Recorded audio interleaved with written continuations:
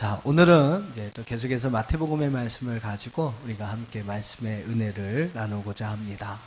오늘은 세례 요한의 선포에 관해서 함께 말씀을 나누려고 합니다. 세례 요한, 여러분 어떤 사람인가요? 예수님보다 6개월 먼저 이제 태어나서 예수님의 오심을, 즉 왕으로 오실 예수님을 예비하는 사람, 그분의 오실 길을 준비한 사람, 그 사람이 바로 세례 요한입니다. 우리가 마태복음 1장에서 공부했습니다만 왕의 오심을 준비하는 자들이 있었어요. 그죠? 마리아도 있었고 요셉도 있었고 동방의 박사들도 있었고 누가복음을 이렇게 기억하면 목자들도 있었고요. 양을 지키는 목자들도 있었고 여러 가지 주님의 오심을 기다리고 또 준비하는 자들이 있었습니다. 바로 그 중에 한 사람, 또 중요한 역할을 했던 사람이 바로 이 세례 요한이었어요. 주님의 오실 길을 예비하는 사람, 바로 그 사람이 이 세례 요한이었습니다. 3절과 4절에 여러분 말씀을 좀 한번 보시면요, 그의 삶의 모습을 보면, 요한의 삶의 모습을 보면 그는 세상에 취하지 않기 위해서, 세상 가운데 여러분 속하지 않기 위해서, 또 세상에서 좀 멀찍이 떨어진 광야에서 그의 삶을 살게 됩니다. 말이 여러분 광야의 삶이지만 얼마나 여러분 불편하고 힘든 일이 많았을까요? 하지만 그는 주님을 예비하는 그러한 삶을 살기 위해서 나름대로 자신이 스스로 그러한 불편한 생활들을 마다하지 않았습니다. 또 이 요한은요, 낙타털 옷을 입고 허리에 가죽을 띠고 메뚜기와 석청을 먹었다라고 성경은 말씀하고 있습니다. 그는 메시아를 위해서, 어떻게 보면 주님의 오심을 예비하기 위해서 자신의 삶을 최소화시키는 것을 볼 수 있어요. 더 많은 것을 누릴 수 있는 사람이었지만 어떻게 보면 세례 요한은 바로 그 메시아를 위하여, 주님을 위하여 자신의 어떤 삶의 모습들을 최소화합니다. 세례 요한의 여러분 삶뿐만이 아니죠. 바로 예수님의 제자들의 삶을 여러분 보시면 그들은 주님을 위해 자신의 모든 것들을 버립니다. 배두와 그물을 버리게 되죠. 그리고 주님을 따르는 일을, 그 일이 여러분 힘든 일이었잖아요. 그 당시에 또 예수님을 따른다는 것은 참 어떻게 보면 자기의 목숨, 생명도 내려놓아야 하는 그러한 상황에서 예수님을 따르는 그러한 삶이었습니다. 근데 그럼에도 불구하고 그들은 그것을 다 감수하면서 주님을 따르는 일을 자신의 삶의 우선으로 행하게 되죠. 주님은 그런 제자들에게 제자의 삶이 무엇이냐라고 가르치면서, 제자는 어떻습니까? 자기를 부인하고 자기 십자가를 지고 나를 따라야 한다. 영광의 길을 가자, 이게 아니었습니다. 십자가를 지고 나를 따르는 것이 바로 제자의 삶이다 라고 예수님께서 말씀하셨습니다. 그리고 중요한 사실은 바로 이런 자들에게 그분의 나라가 있음을, 그분의 나라를 유업으로 얻게 된다는 사실을 분명하게 주님이 말씀하시게 되죠. 세례 요한의 이런 모습 속에서 우리는 주님의 길을 예비하는 자의 삶의 모습을 배우게 됩니다. 또 제자들의 모습도 마찬가지죠. 우리는 세상에 취해서 여러분 살지 않고 세상과 구별된 삶, 어떠한 분명한 경계선이, 이 경건, 거룩함이라는 분명한 경계선이 필요한 삶을 살아가야 합니다. 주님 때문에 어떻게 보면 불편함도 감수할 수 있어야 돼요. 또 주님을 예배하기 위해서, 또 아니면 주님을 섬기는 데 있어서 어려움이 있다면 그것도 여러분 우리가 감사함으로 감당할 수 있어야 합니다. 또한 그분을 위해서 내 삶을 최소화해야 돼요. 주님을 위해서 여러분 사는 사람이 너무 여러분 넉넉하고 너무 부유해도 안 되는 겁니다. 약간의 모자람이 있어야 하죠. 여러분 넉넉함과 부유함이 있다면 많이 나누셔야 합니다. 그리고 여러분 조금 여러분 부족함을 가지고 살아가는 것, 그게 여러분 요한의 삶이었다라는 것이죠. 그래 여러분 우리가 어떻습니까? 이 부족한 부분들을 좀 더 메꾸기 위한, 또 주님을 찾는, 주님께 구하고 또 주님을 갈급하는 그러한 삶을 살아가게 되는 것입니다. 그러니까 여러분 부족한 것이 은혜인 것을 우리는 한번 기억할 줄 알아야 돼요. 부족함으로 내가 더 하나님의 은혜를 간구할 수 있구나. 내 부족한 것을 또 채우기 위해서 내가 하나님 앞에 더 가까이 다가갈 수 있겠구나. 부족함이 은혜입니다. 믿으시면 아멘. 예수님은 산상보훈의 말씀에서 팔복에 관한 이야기를 하시면서 가장 먼저 뭘 말씀하시냐면요, 신명이 가난한 자가 복이 있다라고 이야기를 하세요. 아니, 어떻게 여러분 가난한 사람이 복이 있을 수 있겠습니까? 하지만 여러분, 우리는 분명히 압니다. 이 땅에서 여러분 너무 풍족하면요, 이 땅에서 너무 만족하며 살아가면 우리는 하나님 나라를 소망할 필요가 없게 됩니다. 이 땅에 여러분 너무 안주하게 되면 우리는 뭐 굳이 하나님의 나라를 소망하며 살아갈 필요가 없는 것이죠. 그렇게 여러분 살다 보면 정말로 중요한 하나님 나라를 잃어버리게 되죠. 그러니까 여러분, 예수님께서 바로 이 땅에서 가난한 사람, 또 이 땅에 여러분 좀 뭔가 부족해서 하나님 나라의 은혜를 소망하며 살아가는 사람이 더 복 있는 사람이라고 말씀하신 것입니다. 부족한 것이 은혜입니다. 믿으시면 아멘. 아멘. 부족하지만 여러분, 그 부족함을 주님으로 채워갈 수 있는 삶을 살아가는 거, 여러분, 그 사람이 우리 주님이 말씀하신 대로 하나님 나라를 유업으로 얻게 되는 줄 믿습니다. 또한 그분을 위해서 우리는 버려야 할 것을 버릴 줄 알아야 해요. 그분이 싫어하는 일이 있다면, 그분이 말씀을 통해서 정말 우리에게 말씀하신 그러한 일들이 있다면, 그리고 여러분 안에 깨달음이 있다면 버릴 줄 알아야 합니다. 그리고 그분을 따라가는 데 있어서 도움이 되지 않는 것들이 있다면 여러분 버리셔야 돼요. 주님을 위해서 여러분이 버려야 할 것이 과연 무엇이 있습니까? 버려야만 채울 수 있는 거죠. 여러분, 비워야만 또 다른 거, 더 좋은 것으로 채워질 수가 있는 것입니다. 하나님은 때때로 우리에게 더 좋은 것 주시기 위해서 버리라고 명령하세요. 어떤 아이가 이렇게 두 손에 꼭 뭔가를 쥐고 있어요. 근데 어떤 분이 와서 더 좋은 거, 그 아이의 손에 있는 것보다 더 좋은 걸 그 아이에게 주기를 원합니다. 그럼 어떻게 하면 되죠? 이걸 탁 내려놓고 막 받아야 합니다. 근데 이걸 내려놓지 못해서 더 좋은 것을 받지 못하는 그런 삶을, 그런 어린석은 삶을 우리가 살아갈 수 있다라는 것입니다. 여러분, 더 좋은 것을 얻기 위한다면, 더 좋은 것을 받기를 원한다면 때로는 내려놓고 버리고 포기할 줄 알아야 하는 것이죠. 절기 때마다 헌금을 드리라고 여러분께 헌금 봉투를 나눠드립니다. 오늘 다음 주가 또 추수감사 주일이기 때문에 이번 주에도 아마 여러분 어김없이 주부 안에 보면 헌금 봉투가 이렇게 들어가 있을 거예요. 왜 자꾸 절기 때마다 드리라고 하는 걸까? 또 예배 나올 때 왜 이렇게 드리라고 하는 걸까? 그 비밀이 있습니다. 여러분 한번 민수기 10장 10절 화면 한번 보시면서 같이 한번 잘 의미를 생각하면서 한번 읽어보세요. 같이 읽어봅시다. 시작. 또 너희의 희락의 날과 너희가 정한 절기와 초하루에는 번제물을 드리고 화목제물을 드리며 나팔을 불라. 왜요? 그로 말미암아 너희의 하나님이 너희를 기억하시리라. 나는 너희의 하나님 여호와니라. 할렐루야. 희락의 날이라고 하는 것은요, 기쁘고 기념이 될 만한 그러한 날을 의미합니다. 그러니까 여러분 안에 기쁘고 기념이 될 만한 좋은 일, 또 여러분 안에 어떠한 감사할 좋은 일들이 있으면 그날을 기억하면서 번제물과 화목제물, 나팔을 불어라 라고 이야기를 합니다. 또 두 가지가 더 있죠. 정한 절기와 초하루. 첫 것은 여러분 하나님의 것이니까 우리가 그것을 늘 하나님 앞에 구별하여 드릴 수 있는 믿음을 가져야 합니다. 그래서 여러분 초하루에 번제물과 화목제물을 드리라. 또 중요한 것은 정한 절기, 하나님께서 정하신 그 절기에 우리의 번제물과 화목제물을 하나님 앞에 드려야 한다라고 이야기를 해요. 그렇게 해야 하는 이유가 무엇이었습니까? 자, 다시 한번 글을 보여주세요. 민수기 10장 10절. 자, 그렇게 해야 하는 이유가 뭐냐면 그로 말미암아 너희의 하나님이 너희를 기억하시리라. 할렐루야. 네, 그로 말미암아 너희의 하나님이 너를 기억하신다. 하나님께서 여러분 그렇게 예물을 드리는 자를 기억하신다라는 거죠. 우리가 하나님 앞에 예물을 드릴 때 하나님께서 그 예물 드린 자를 기억하신다. 희랑의 날에 감사의 예물을 하나님 앞에 드리면 그것을 하나님이 기억하십니다. 정한 절기에 여러분 하나님 앞에 준비된 예물을 하나님 앞에 드리면 하나님께서 여러분을 기억하세요. 또 여러분 첫 것을 하나님 앞에 구별하는 믿음과 마음을 가지고 하나님 앞에 드리면 하나님께서 여러분을 기억하십니다. 할렐루야. 기억하신다는 것은 좀 이렇게 넓은 범위였다는 표현이에요. 기억하고 있다가 여러분 어떻습니까?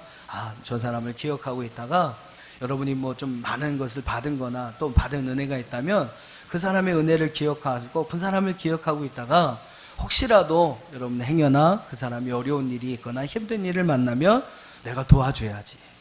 그렇죠? 여러분도 이제 뭐 장례나 뭐 이런 뭐 결혼이나 이런 게 있어서 가정의 축의금이나 조의금을 받으면 그걸 기억합니다. 그렇죠? 머릿속으로 기억이 안 되니까 다 이렇게 적어 놓잖아요. 그리고 그 사람이 그런 일이 생기거나 그런 어려움이 생기면 여러분 기억했다 그것을 갚는 겁니다. 갚아주는 거예요. 하나님도 마찬가지. 우리를 기억하셨다가 행여나 우리의 삶에 어려운 문제나 힘든 일이 있다면 하나님 우리를 기억하사 그 문제에서 우리를 건져내어 주시는 겁니다. 또 여러분 기억하고 계시다가 좋은 것이 생겨나면 바로 누구보다 생각나는 먼저 그 사람에게 주신다는 것이죠. 하나님께 기억되는 저와 여러분 되기를 주의 이름으로 축원합니다. 네, 중요합니다. 하나님 앞에 기억되는, 하나님께 기억되는 삶을 살아가라. 하나님이 요구하시는 희락의 날 절기에 또한 초하루에 하나님께 예물을 드림으로 하나님께 기억되는 삶을 살아가는 것. 왕의 오심을 준비하고 여러분 그분의 나라를 유업으로 얻을 자들도 마찬가지라는 것이죠. 우리는 요한과 같은 그러한 삶을 통해서 요한의 삶이 어떻습니까? 주님 때문에 불편한 삶을 감수하는 거죠. 또 주님 때문에 자신의 삶의 피로를 최소화하는 것입니다. 필요하다면 그것을 나누는 거죠. 필요하다면 그것을 주님께 드리는 것입니다. 또 주님을 위해서 버려야 할 삶이 있다면 그것을 버리는 삶이 필요합니다. 이것이 바로 여러분 왕의 오심을 준비하는 요한의 삶의 모습이고 어떻게 보면 하나님 나라를 예비하며 살아가고 있는 저와 여러분이 배워야 할 우리의 삶의 모습이라는 것입니다. 믿으시면 아멘. 오늘 세례 요한의 모습을 여러분 좀 기억하시면서 오늘 이러한 삶을 살아갈 수 있는 저와 여러분 되기를 주님의 이름으로 축복합니다. 자, 이제 본문의 말씀에 중요한 본문의 내용을 한번 들어가 보겠습니다. 오늘 말씀에 보면 주님의 오심을 예비하는 자로서 이 세례 요한은 세상을 향해서 또 세상 속에 살아가고 있는 사람들을 향해서 네 가지를 선포합니다. 자, 요한이 선포하는 네 가지의 내용이 무엇인가? 자, 화면 한번 보시면서 같이 따라해 볼게요. 회개하라, 천국이 가까이 왔느니라. 믿고 세례를 받으라. 회개에 합당한 열매를 맺으라. 성령과 불로 세례를 받으라. 예, 이게 이제 오늘 3장 말씀 여러분 함께 읽으신 본문의 말씀 속에서 세례 요한이 오늘 우리를 향해서 또 세상 속에 살아가고 있는 그리스도인들을 향해서 선포하는, 세상의 사람들을 향해 선포하는 네 가지 중요한 메시지예요. 첫 번째는 바로 회개입니다. 회개하라, 천국이 가까이 왔다. 두 번째는 세례를 받으라라는 거예요.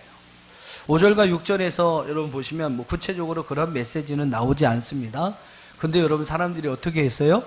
예루살렘, 온 유대, 요단강 사방에서 사람들이 요한에게로 다 나와서 자신들의 죄를 자복하고 회개하고 요단강에서 요한에게 세례를 받았습니다. 여러분 뭐 다른 요한, 그래서 여러분 이 요한을요 다른 요한하고 구별하기 위해서 세례를 베푼 요한이다. 그래서 세례 요한이라고 이름을 부르는 겁니다. 그런 이유도 있는 것이죠. 또 세 번째 그의 메시지가 무엇입니까? 8절로 10절 말씀에 보면 세례에 합당한 열매를 맺으라라는 거예요. 진정한 회개는 여러분 마음과 입술의 회개가 아니라는 거죠. 삶의 변화, 행동의 변화를 통해서 나타나야 한다. 그래서 여러분 회개에 합당한 열매를 맺어야 한다. 하나님께서는 여러분 그 열매를 보고 우리를 판단하신다는 거예요. 좋은 열매를 맺지 아니하는 자는 나무에서 찍혀버려 불에 던져버리겠다. 그렇게 여러분 우리에게 말씀하신 겁니다. 네 번째는 뭐죠? 자, 11절 말씀이 참 중요합니다. 11절을 우리 한번 같이 읽어보겠습니다. 11절 시작.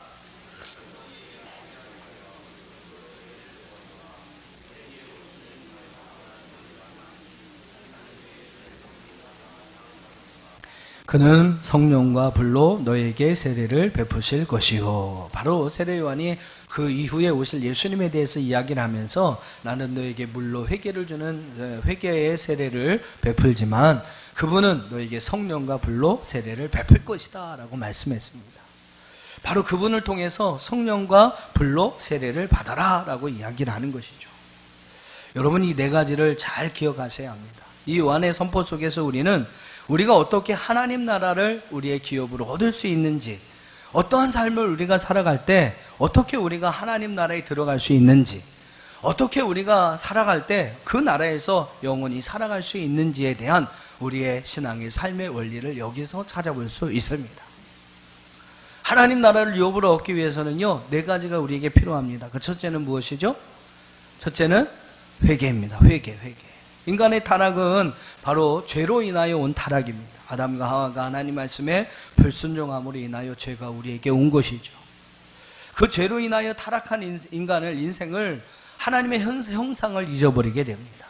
그런데 하나님은 그 아들 예수를 이 땅에 보내시면서 우리 안에 잃어버린 하나님의 형상을 회복하시기를 원하신 것이죠. 예수님은 죄와 사망의 지배를 받고 있는 아담의 영향력 아래 있는 모든 인류에게 새로운 생명을 주시기 위해서, 그래서 그 생명 안에 왕노릇하는 그러한 하나님의 자녀로 세우기 위해서 예수님을 이 땅에 보내셨습니다. 그렇게 그 이후로 예수님이 이 땅에 오신 것이죠. 중요한 사실은 그 왕을 뵙고 그 왕으로부터 기름 부음을 받아 왕권을 가진 주의 자녀로 세워지기 위해서 무엇보다 여러분 필요한 것이 바로 회개라는 거죠. 하나님을 떠났다면 하나님께로 다시금 돌아와야 합니다. 하나님을 등지고 세상을 향해 달려갔다면 여러분 다시 돌아서서 세상을 등지고 주님께로 달려갈 수 있어야 합니다. 성막에서도 여러분 한번 이 성막의 사진을 한번 보여드려 볼게요. 이 성막에서도 죄인인 한 인간이 성소에 들어가기 위해서는 이렇게 네 개의 천막이 천이 둘러져 있는 저곳이 여러분 이제 성소와 지성소인데, 이 성소와 지성소로 들어가기 위해서 죄인인 인간은 반드시 두 단계를 거쳐야만 합니다. 이제 성막의 뜰이라고 하는데, 여러분 네 개의 이렇게 천으로 덮어진 그 앞부분에 보면 두 개의 중요한 성물이 있어요.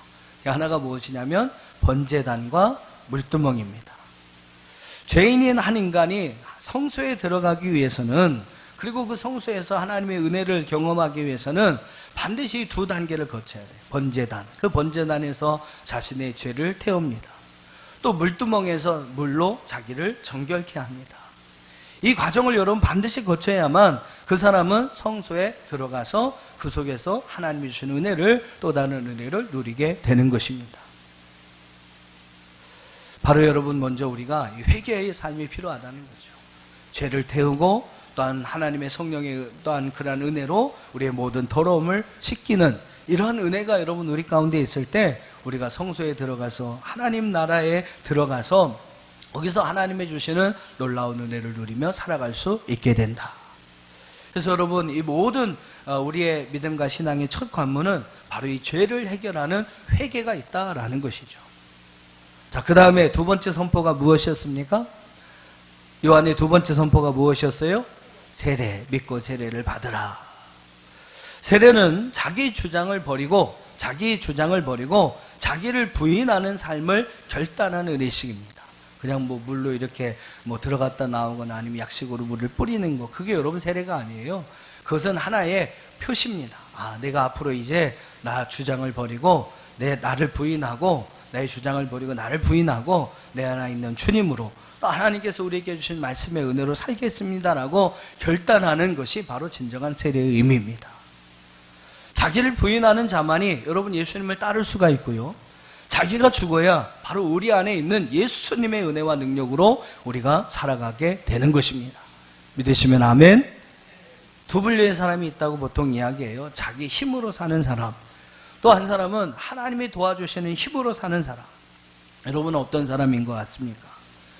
우리는 우리를 도와주시는 전능하신 하나님의 부어주시는 힘으로 살아가는 사람이 되어야 합니다. 인간이 여러분 얼마나 연약합니까? 솔직히 얼마나 여러분 인간이 실수를 많이 해요. 얼마나 여러분 인간이 제한적입니까? 하지만 여러분 하나님은요 무궁무진 무궁무한하신 분이시죠. 전능하신 하나님이십니다. 사람은 아무것도 못해요. 솔직히 안 되는 게 너무 많습니다. 그러나 여러분 하나님이 하시면 안 되는 게 없고, 하나님이 하시면 못할 것이 없습니다. 믿으시면 아멘. 네, 그런 하나님의 능력을 가지고 살아가는 삶을 살아가야 한다라는 것이죠. 자기 부인의 반대가 여러분 무엇일까요? 자기 부인의 반대말이 무엇일까? 이렇게 여쭤보니까 어떤 분이 자기 부인의 반대말은 남의 부인입니다. 이해가 되신 분은 우셨을 테고 이해가 안 되신 분은 뭐야 그러실 텐데 저는 절대 리바이벌을 안 합니다. 요새 인터넷을 통해서 이거 녹화를 계속 다 하고 있으니까 뭐야 깜빡 주무시다가 얘기를 못 들으신 분은 한번 인터넷 들어가셔서 페이스북이나 유튜브 들어가셔서 한번 이렇게 다시 보기를 한번 해보세요. 무슨 말을 해서 웃었나 한번 이렇게 생각해 보세요. 아무튼 자기 부인의 반대말은 남의 부인이 아니라 자기 주장입니다. 자기 주장. 자기를 부인해야 하는데 우리는 이상하게 자기 부인을 해야 하는데 자기 부인이 안 되고 이상하게 자기 주장이 됩니다. 내가 죽어야 내 안에 예수로 살아갈 수 있는데 자꾸 내가 안 죽어요. 그러니까 예수의 능력으로 살지 못하고 자기 힘으로 사는 겁니다. 맨날 자기 주장, 자기 열심을 가지고 열심히는 사는데 나중에 보면요 아무것도 이룬 게 없어요. 아무것도 남는 게 없습니다. 왜 그럴까?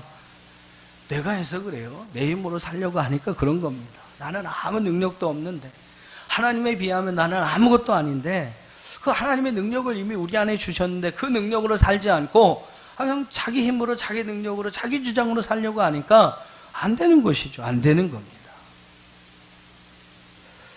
오늘 세례의 결단은 그거예요. 나는 나를 부인하고 내 안에 있는 예수로 살겠다. 나는 죽고 내 안에 있는 예수로 내 삶을 살겠다. 오늘 이러한 결심이 바로 여러분 하나님 나라를 누리는 성도의 삶의 능력이 되는 줄 믿습니다. 믿으시면 아멘. 자, 세 번째 요한의 선포가 무엇이었죠? 회개에 합당한 열매를 맺어라. 회개에 합당한 열매를 맺어라. 회개는 돌아섬, 돌이킴입니다. 등을 지고 완전히 돌아서는 것, 그리고 전혀 반대 방향을 향해 나아가는 것, 이러한 돌아섬, 돌이킴을 바로 진정한 회개라고 하죠. 마음의 변화와 어떤 생각이 변화된 것을 회개라고 하지 않습니다. 눈물 몇 방울 흘렸다고 여러분 회개한 것이 아니에요. 정말로 그의 삶에, 그의 행동에서 회개에 합당한 열매가 맺혀지는 삶, 그것이 여러분 진정한 회개의 삶입니다. 10절 말씀을 여러분 보시면 특별히 우리는 어떤 열매를 맺어야 한다고 이야기합니까? 10절에 보니까 좋은 열매를 맺어야 한다. 좋은 열매 맺지 않은 나무는 찍혀 불에 던져버리겠다라고 말씀합니다. 좋은 열매. 또 12절을 보세요. 12절에는 어떤 열매를 맺어야 할까요? 알곡을 맺어야 합니다. 여러분 알곡이 되어야 합니다. 또 17절에 보시면 17절에 보니까 하늘로부터 소리가 있어 말씀하시되 이는 내 사랑하는 아들이요 하나님의 기뻐하시는 자라 하시니라. 바로 하나님의 인정입니다. 하나님의 인정. 우리는 하나님 앞에 인정받는, 하나님께서 인정해 주시는 삶을 살아야 합니다. 그게 여러분 바로 회개에 합당한 열매라는 거예요. 이런 여러분 삶을 통해서 하나님은 오늘 우리를 하나님의 백성으로 인정해 주시고 바로 그분의 나라를 우리에게 허락해 주시는 줄 믿습니다. 자, 마지막 요한의 네 번째 선포가 무엇이었습니까? 성령 세례, 성령과 불로 세례를 받으라. 성령 세례를 이야기합니다. 요한은 물로 세례를 베풀었어요. 물 세례는 바로 죄를 씻는 회개다 그랬습니다. 물 세례가 여러분 그 사람의 죄를 씻어요. 그 사람으로 인해서 변화될 그의 자의 어떤 외적인 증표를 나타내는 것입니다. 근데 여러분 이제 이후로 오실, 왕으로 오실 예수님은 성령과 불로 세례를 베풀리라. 믿으시면 아멘. 예수님은 성령과 불로 우리에게 세례를 베풀어 주신다라고 세례 요한이 선포하고 있는 것이죠. 물 세례가 변화된 어떠한 삶의 외적인 증거라면 성령 세례는 그 사람의 마음의 내적인 어떠한 변화의 증표를 의미합니다. 겉으로만 여러분 죄를 씻는 것이 아니라 정말로 우리의 마음이, 우리의 모든 것이 하나님 앞에 이제 새롭게 돼서 우리가 육적으로 영적으로 정말로 하나님 앞에 거듭난 그러한 성도의 모습으로 우리의 삶을 살아가는 것이 필요하다. 바로 여러분 우리에게 성령 세례가 필요한 이유입니다. 하나님의 나라를 유업으로 얻을 자에게는 반드시 이러한 외적인 증거와 내적인 증거가 다 필요하다라는 거예요. 그래서 예수님께서도 요한복음 3장 5절에 보면 니고데모가 물었을 때 뭐라고 대답하십니까? 자, 화면 보시면서 한번 우리 요한복음 3장 5절 말씀을 한번 같이 읽어보겠습니다. 자, 시작. 예수께서 대답하시되 진실로 진실로 내게 이르노니 사람이 물과 성령으로 나지 아니하면 하나님 나라에 들어갈 수 없느니라. 물, 그죠? 말씀드렸던 성도들의 변화된 외적인 증거. 성령, 바로 성도들을 변화시킬 내적인 증거라는 겁니다. 이것으로 나지 않으면, 외적인 증거와 내적인 증거를 가지지 않으면 결단코 하나님에 들어갈 수 없다라고 이야기를 합니다. 그래서 예수님께서도 세례를 받으실 때 요한이 물 세례를 이제 바르실 때에 바로 성령의 비둘기같이 예수님 머리 위에 임하시는 그러한 성령 세례의 광경들이 펼쳐지게 되는 것이죠. 사랑하는 성도 여러분, 어떻습니까? 여러분 성령 세례를 받으셨습니까? 성령을 받으셨습니까? 우리는요, 성령 세례 받기를 사모해야 합니다. 여러분 정말로 간절히 그냥 믿고 구원받으면 끝나는 거지, 그냥 믿기만 하면 되지, 여러분 아니에요. 우리에게 또 필요한 것은 예수 그리스도를 믿고 또한 세례를 받음으로 여러분 우리가 우리의 어떤 외적인 죄를 씻어낼 수 있습니다만, 더 중요한 것은 바로 이 성령 세례를 통해서 우리의 내적인 어떠한 그 변화된 증거를 가지고 살아가는 것이 필요하다라는 겁니다. 그러기 위해서는요, 바로 그 성령의 은혜를 사모해야 합니다. 사도행전 2장의 초대교회 성도들이 예수님의 말씀을 굳게 믿고 그들이 함께 모여서 뜨겁게 기도했을 때 바로 여러분 거기에 약속하신 하나님의 성령의 은혜가 임재하는 사건이 일어났습니다. 여러분 우리도 주님의 말씀을 굳게 믿고요, 할렐루야, 주님의 말씀을 굳게 붙들고 함께 모여서 여러분 뜨겁게 기도해야 합니다. 여러분 성령의 은혜를 사모하면서, 우리가 기도의 자리를 사모하면서, 예배의 자리를 사모하면서 나와서 주님의 말씀을 듣고 여러분 열심히 들으시고 그 말씀을 굳게 믿고 우리가 뜨겁게 한 마음으로 함께 기도할 때 하나님께서 저와 여러분에게 성령의 세례를 부어주시는 줄 믿습니다. 네 가지를 꼭 기억하세요. 회개, 세례, 합당한 열매, 성령 세례. 하나님의 나라를 유업으로 얻을 자에 살아가야 할 삶의 모습입니다. 오늘 이러한 삶을 통해서 여러분 하나님 나라를 소유하시는 저와 여러분들이 다 되시기를 주님의 이름으로 축원합니다.